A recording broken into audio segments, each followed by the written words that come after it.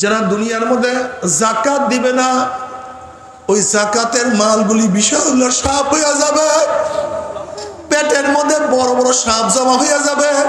সাপ দুই চোয়ারের মধ্যে আঘাত করতে পারলাম, মাফ করিয়া দাও।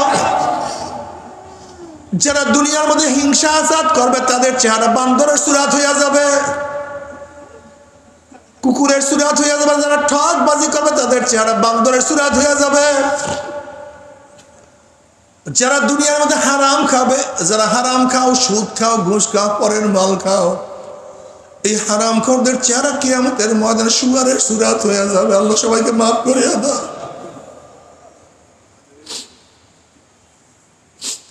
জেনাকার পুরুষের চক্ষু দুটা মহিলাদের শরঙ্গার মতো হইয়া যাবে।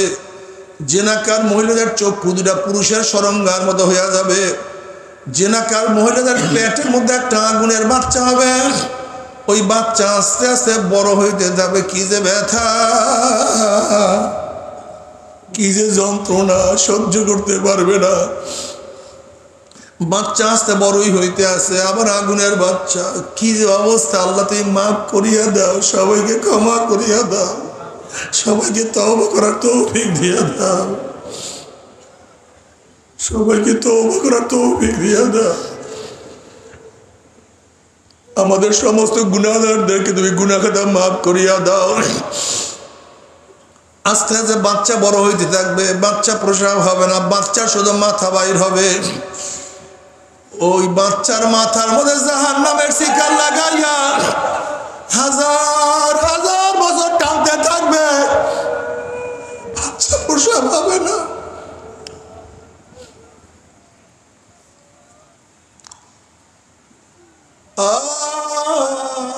বাবারে, ও যুবক বাবারা, যুবক হচ্ছে বিবাহ করো, হালাল পন্থা সব কিছু ব্যবহার করো। যাদের ছেলেপান বড় হয়েছে বিবাহ করাইয়া দাও, যাদের মেয়ে বড় হয়েছে বিবাহের ব্যবস্থা করিয়া দাও। অনেকে আসিয়া বলো, হুজুর চাকরি বাইনা বিবাহ করি না। আমি বললাম, তুমি কি আল্লাহর বিশ্বাস করো না যে তুমি রিজিকের ধান্দা করো? তুমি চাকরি করবা, তারপর বিবাহ করবা, তারপর স্ত্রীকে খাওয়াবা। এরকম তো হইতে পারে যে মাওলা তোমার স্ত্রীকে রিজিক অনেক বেশি ব্যবস্থা করছে, তোমার স্ত্রী কেন তুমি আলহামদুলিল্লাহ রিজিকের ভরপুর মালিক হয়ে যাবা। তোমরা কেন আল্লাহকে বিশ্বাস করো না? বাবারে, এই চিন্তা করিও না যে কি খাওয়াবো। রিজিকের মালিককে, রিজিকের মালিককে।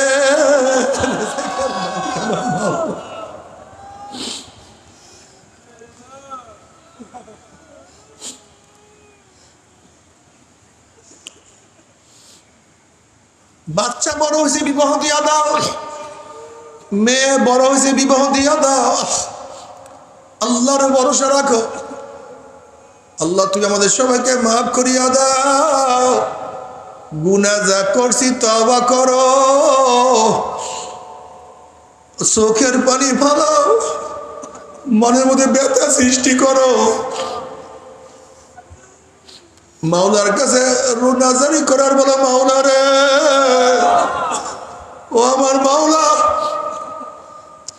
তুমি কি জানো না শয়তান আল্লাহর কাছে কসম করছে, মাওলা হে, যে আদমের জন্য চিরতরে জাহান্নামী হয়ে গেছি, ওই আদম সন্তানকে জাহান্নামে না দিয়ে আমি ছাড়বো না। ও আল্লাহর কাছে কসম করছে। আমার মাওলা ডিক্লেয়ার দিয়েছে, শয়তান,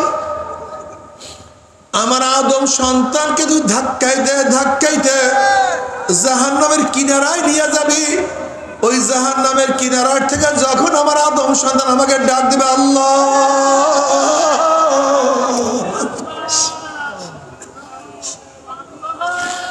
জাহান্নামের কিনার থেকে বলবো, মাওলা। যদি কিনারার থেকে আমি মাওলাকে আল্লাহ বলি আর ডাক মারে, মাওলা আমাকে ধরো, আল্লাহ আমাকে ধরো।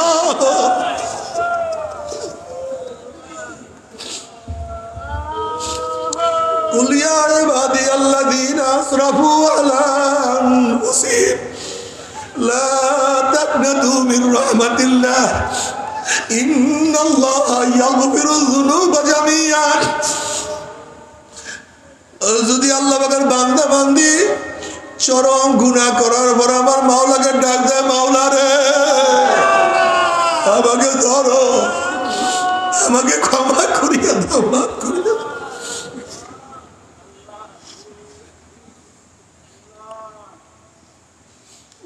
আমার বান্দা আমাকে ডাক দিতে দেবে, আমার সারা দিতে দিনে করবো না। উদউনি আস্তাজিব লাকুম, বান্দা তুই আমাকে ডাক দে, আমি তোর ডাকে সাড়া দেব। তো আমার যুবক বাবারা, মুরব্বী বাবারা, দুনিয়া কয়দিন? আমার মাওলাকে কেন ভুলছ?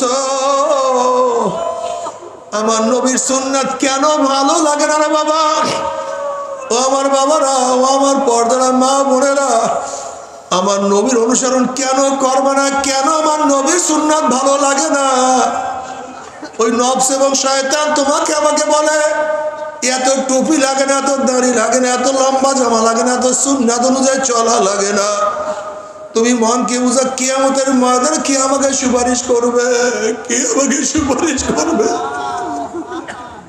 কে আমাকে হাউজে কাউসারের পানি পান করাইবে?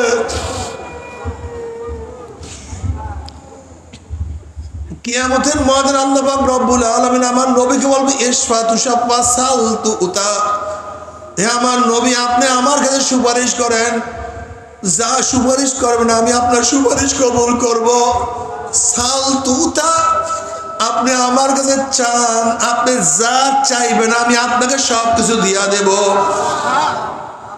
নবী আলাইহিস সালাতু ওয়াস সালাম উম্মতের জন্য সুপারিশ করবে, আমার মাওলা কবুল করবে। যদি নবী আলাইহিস সালাতু ওয়াস সালামের সুন্নাত অনুযায়ী না চলো, আমার নবী তোমাকে আমাকে চিনবে না। যে অন্য হাদিসের মধ্যে আছে মান দইয়া সুন্নতি হুররিমাত আলাইহি শাবাদি, যে আমার সুন্নাতকে মানলো না তার উপর আমার সুপারিশ সম্পূর্ণ হারাম। আল্লাহ মাফ করে। অন্য রাওয়ায়াতের মধ্যে আছে মান আহাব্বা সুন্নতি ফাকাদ আহাব্বানি ওয়া মান আহাব্বানি কানা মাহি ফিল জান্নাহ। কাজী বাবার সুন্নাত অনুযায়ী চলো, জিকির আজকার করো, পাঁচ ঔষধ পালন করো। যেহেতু আল্লাহ ওয়ালা আল্লাহর ওলিরা আল্লাহ পাকের জাতে পাকের উপর কসম খেয়ে বলছে এই পাঁচ ঔষধ ঠিক মতো পালন করতে পারো, শয়তান পাহাড় টলাইতে পারবে, তোমার আমার ঈমান টলাইতে পারবে না। তোমরা কি দেখো না যারা পাঁচ ঔষধ ঠিক মতো পালন করে আল্লাহ পাকের শুকর মৃত্যুর আগে তার জবান থেকে জিকির জারি হইয়া যায়।